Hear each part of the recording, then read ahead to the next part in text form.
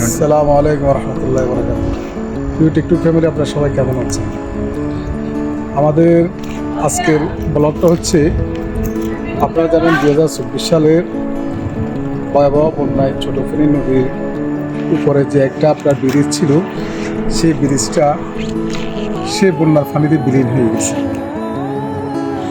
বিলীন হয়ে যাওয়ার পরে আমরা জানি আমাদের দেশে কোনো সরকার ছিল না, ছিল আপনার অন্তর্বর্তীকালীন সরকার ডক্টর ইউনূস।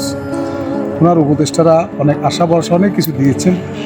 তার পাশাপাশি বর্তমান সরকারের পানি সম্পদ মন্ত্রী এম এ চৌধুরী এবং আমাদের বন পরিবেশ মন্ত্রী আব্দুল ওয়াদুদ মিন্টু সাহেব এবং নোয়াখালী 5 আসনের এমপি ফখরুল সাহেব, ওনারা সবাই সরজমিনে গিয়ে ওনারা আশ্বস্ত করেছেন, কিন্তু আশার বাণী আমরা শুনেছি, কিন্তু কোনো ফলাফল পাচ্ছি না।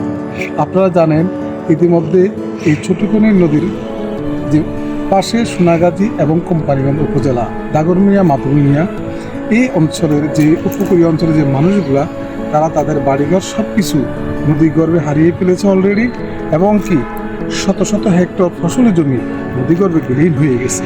কিন্তু এই মুহূর্তে আমরা সরকারের কাছে আমাদের এটাই জানার আমাদের বিশেষ আপনার প্রয়োজন যে কবে নাগাদ ওনারা আমাদের এই সুইচ গেটটির কাজটি ওনারা করবেন, এবং কি হাজার হাজার মানুষকে নদী ভাঙনের হাত থেকে কবে ওনারা রক্ষা করতে পারবেন।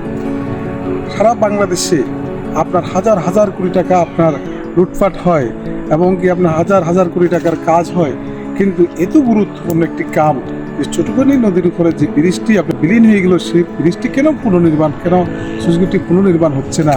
এই ফেনী অঞ্চলের মানুষকে লবণাক্ত পানি থেকে এবং নদী ভাঙনের হাত থেকে কেন ওনারা রক্ষা করছেন না? এটাই তো নির্বাচনী প্রতিশ্রুতি ছিল জনাব আব্দুল ওয়াদুদ মিন্টু সাহেবের এবং জনাব ফখরুল সাহেবের। ধন্যবাদ প্রিয় ভাই।